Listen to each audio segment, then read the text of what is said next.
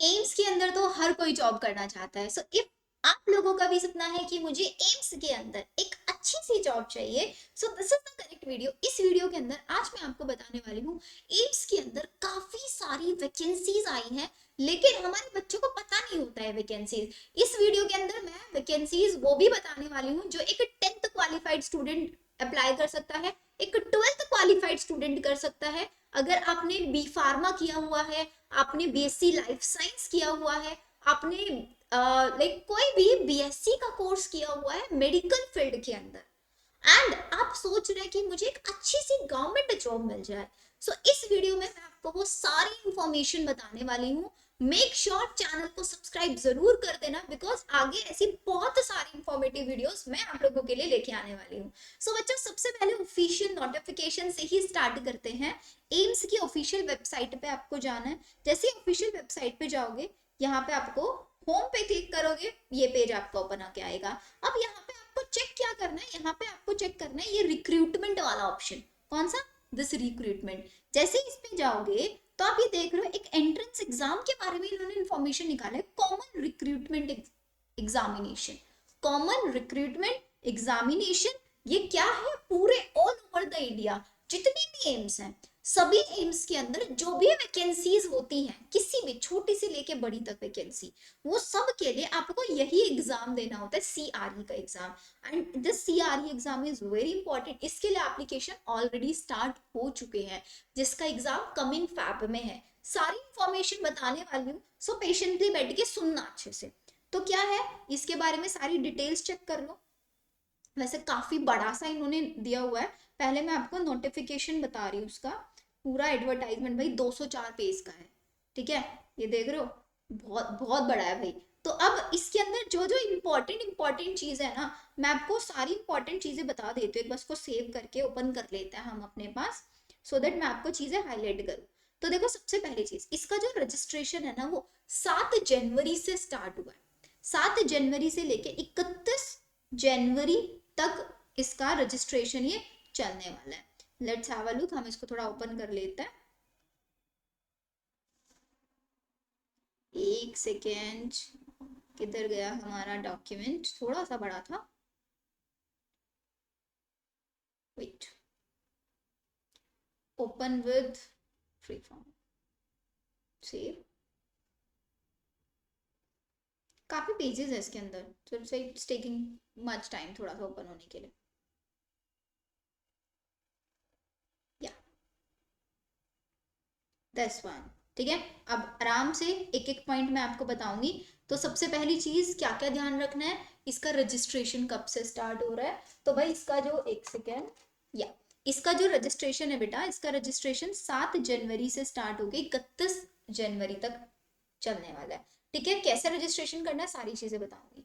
इसका जो एग्जाम है 26 फरवरी से लेकर 28, तो मतलब आपके पास बहुत ज्यादा टाइम नहीं बचा हुआ है, you don't have much time. But इसका सिलेबस इतना भी ज्यादा डिफिकल्ट नहीं है कि आपको बहुत ज्यादा मेहनत करने की जरूरत है, बट मैं बोलूंगी एटलीस्ट गिव अ ट्राई, एक ट्राई देना जरूर इसको।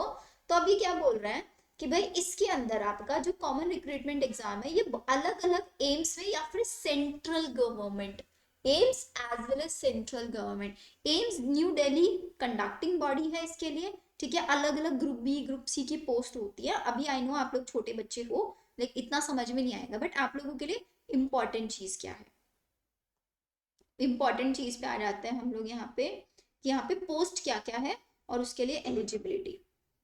तो भाई इन्होंने ना देखो सिलेबस दिया हुआ है कि आप किस ग्रुप में अप्लाई कर रहे हो। तो आपको मैं ग्रुप बताऊंगी कि किस बच्चा आप कौन से ग्रुप में अप्लाई कर सकते हो, एंड फिर उसी अकॉर्डिंग आप अपना सिलेबस चेक कर लेना, ठीक है। और उसके बाद लैंग्वेज भी आप आगे देख लेना। ये देखते हैं जरा, यस, ये रहा देखो।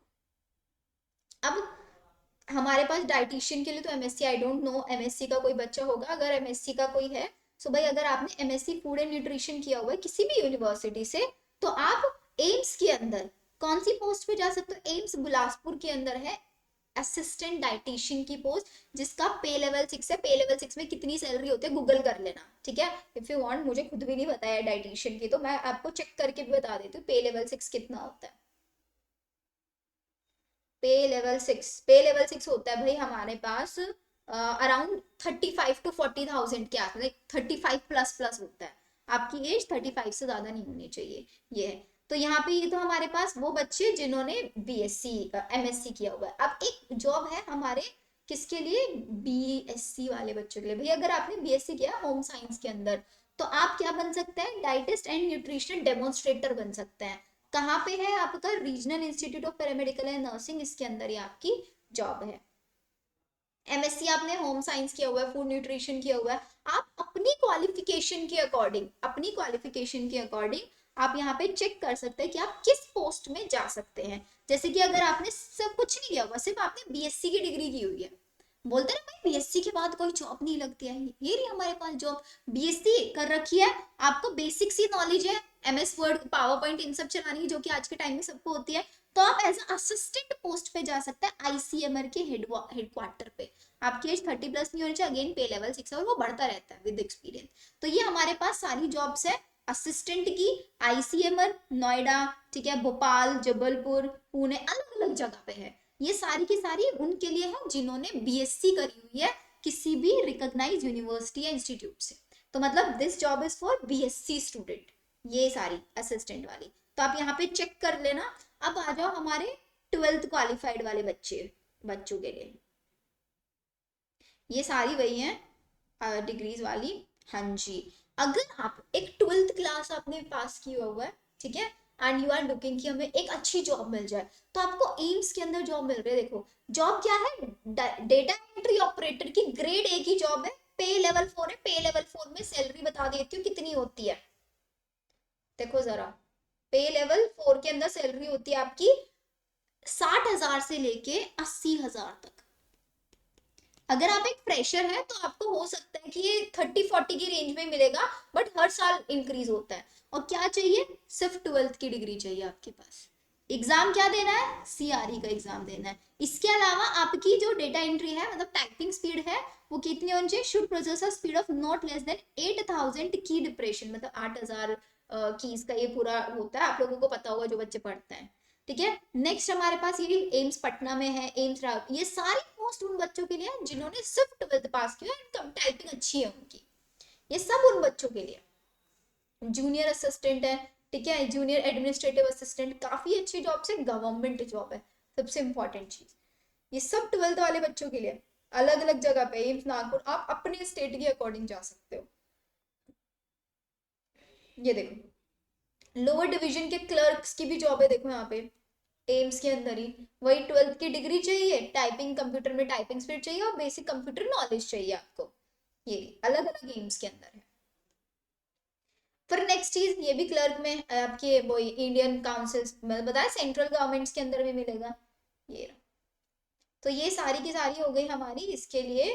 अब थोड़ा सा और मुझे आप लोगों को बताना था यहाँ पे, वेट, अगर किसी ने इंजीनियरिंग किया हुआ है, बीटेक किया हुआ है, सो वो भी जा सकता है, असिस्टेंट इंजीनियर एम्स पटना के अंदर वैकेंसी आई हुई है, पे लेवल 7 है, प्रेफरेबली एक हॉस्पिटल इन्वायरमेंट में, अगर आपने ये एक्सपीरियंस मांग रहे हैं यहाँ पे, कि यहाँ पे 5 साल का एक्सपीरियंस, मतलब हर किसी में एक्सपीरियंस मांगा, फ्रेशर्स के लिए वही थी जो मैंने आपको पहले बताई है, ये जूनियर लेवल वाली में हर जगह पे एक्सपीरियंस है। इंजीनियरिंग में ऑलमोस्ट में एक्सपीरियंस मिलेगा, कुछ जगह पे फार्मास की है, वो मैं आपको दिखा रही हूँ, किधर गई हमारी फार्मा वाली, वो काफी अच्छी हैं हमारे बी फार्मा वाले जिन्होंने बीएससी नॉर्मली किया हुआ है उनके लिए। जैसे होता है ना बच्चे बीएससी डिग्री कर लेते हैं स्पीच एंड हियरिंग के अंदर, वहां पे आप जूनियर ऑडियोलॉजिस्ट, स्पीच थेरेपिस्ट की तरह जा सकते हैं एम्स बिलासपुर के अंदर। आपका एमएससी स्पीच हियरिंग हो, या फिर आपने एक हॉस्पिटल के अंदर प्रैक्टिस की हो, एक्सपीरियंस हो, तो इस बेसिस पे ऑल्सो ये पता है एक और चीज, अगर आप अप्लाई भी नहीं कर रहे हो ना, मैं बोलूंगी एटलीस्ट इस वीडियो को एक बार अच्छे से देख लेना, सो दैट आपको भी पता चलेगा कि अगर आपका एम्स नर्सिंग में नहीं होता है, आपका नीट में नहीं होता है, तो आपको किन किन ऑप्शंस पे जाना चाहिए, सो दैट आपका जो एम्स में जाने का सपना है ना वो पूरा हो जाए, या आपको एक गवर्नमेंट जॉब मिल जाए। क्योंकि you should have a knowledge कि गवर्नमेंट जॉब के लिए क्या क्या एलिजिबिलिटी होनी चाहिए, सो आपको अपने आप को उसके एलिजिबल लेके चलना है। आप जब कोर्स सेलेक्ट करेंगे आफ्टर 12 तो आपको इनमें से ही सेलेक्ट करना है अपने अकॉर्डिंग। जैसे आप यहाँ पे देख रही है तो इलेक्ट्रीशियंस वगैरह की जॉब है 12th पास वाले बच्चों के लिए, ठीक है, ये तो मैं ऑफ कोर्स रिकमेंड नहीं करूंगी। हाँ, दिस वन फार्मासिस्ट की जॉब कर सकते हो आप, बट ये ईएसआईसी कोटा वाली जॉब्स है, ईएसआईसी कोटा में अगर हो तो मिलेंगी। 12th पास होने चाहिए, ठीक है, या फिर आपके पास एक होम्योपैथिक फार्मेसी का एक डिप्लोमा किया हुआ हो आपने, बेसिक कंप्यूटर नॉलेज होनी चाहिए, तो आप एज अ फार्मासिस्ट जा सकते हैं। बट ये ईएसआईसी के लिए आई हुई है जॉब, तो अगर कोई ईएसआईसी कैटेगरी का बच्चा है उसके लिए काफी अच्छा है। एम्स के अंदर आप as a junior accountant cashier की पोस्ट पे जा सकते हैं एम्स बठिंडा के अंदर। क्या चाहिए, एक बीकॉम की डिग्री चाहिए, ठीक है, 2 साल का एक्सपीरियंस होना चाहिए कहीं ना कहीं पे, ये दे रखा है इन्होंने। नेक्स्ट चीज देख लो, ये कैशियर वाला तो कॉमर्स बैकग्राउंड के साइड में हो गया। दिस इज मास कम्युनिकेशन, ये भी आपके लिए नहीं है। 10 1 10 10 10, ये देखो भाई, पोस्ट नेम देख रहे हो, CSSD असिस्टेंट ग्रेड 1 ऑफिसर। कहाँ पे, अगर आपने BSc microbiology, pharmacology, medical microbiology, 1 year of experience किसी भी एक हॉस्पिटल में या फार्मास्यूटिकल में 1 साल का एक्सपीरियंस ले लो। अगर आपने अभी बीएससी माइक्रोबायोलॉजी में हो तो एक्सपीरियंस लेके आप इसके लिए अप्लाई कर सकते हो, ऑफकोर्स नेक्स्ट ईयर कर सकते हो। Nursing officer 1 year of experience in a hospital, ठीक है।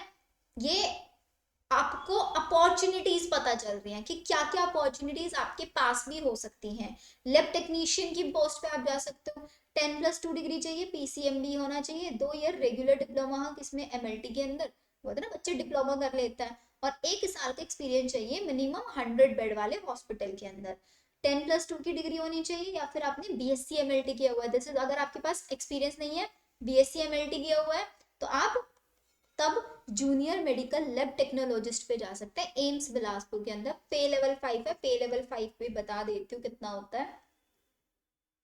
पे लेवल 5, भाई पे लेवल 5 इज योर वही 30,000 से स्टार्ट होके 1 लाख तक जाता है ये भी आपका। ये हमारा वही 10+2 बच्चे या फिर बीएमएलटी वाले बच्चों के लिए पोस्ट है, ध्यान रखना, ठीक है। दिस इज डन हमारा। ये भी देखो भाई, एमएलटी वाला मेडिकल लैब टेक्नीशियंस अगर आपने किया हुआ है, सो यहाँ से आप अपना क्राइटेरिया चेक कर लो कि भाई आपको अगर कहीं पे नहीं मिलता तो आपको किन कोर्सेज में जाना चाहिए, सो दैट आप आगे जाके नेक्स्ट 2-3 साल बाद बीएससी करके इन पोस्ट के लिए अप्लाई कर पाओ। एंड बहुत सारी वैकेंसीज आई हैं, बहुत, बस ये ध्यान रखना ये ईएसआईसी कोटा वाले में मत जाना। ईएसआईसी अगर है आपके पास, जैसे यहाँ पे ईएसआईसी नहीं लिखा है तो ये आपके लिए है। 10+2 इन साइंस है, ठीक है। एमएलटी में कोई डिप्लोमा कर रखा है, 2 साल का एक्सपीरियंस है, लैब अटेंडेंट पे जा सकते हो। पे लेवल 2 इसका सैलरी होता है। ये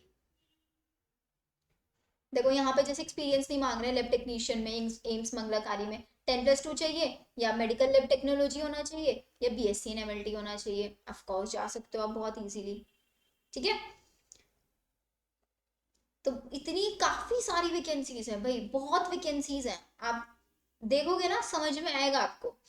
तो ये था हमारा वैकेंसीज। अब नेक्स्ट चीज क्या करना है, on the basis of vacancy आप किसके लिए एलिजिबल हैं, उसी बेसिस पे आपको अपना प्रिपरेशन स्टार्ट करनी है। जैसे ओटी असिस्टेंट की पोस्ट पे आप जा सकते हो, सिर्फ 10+2 की डिग्री चाहिए और 1 साल का एक्सपीरियंस चाहिए आपको, ठीक है।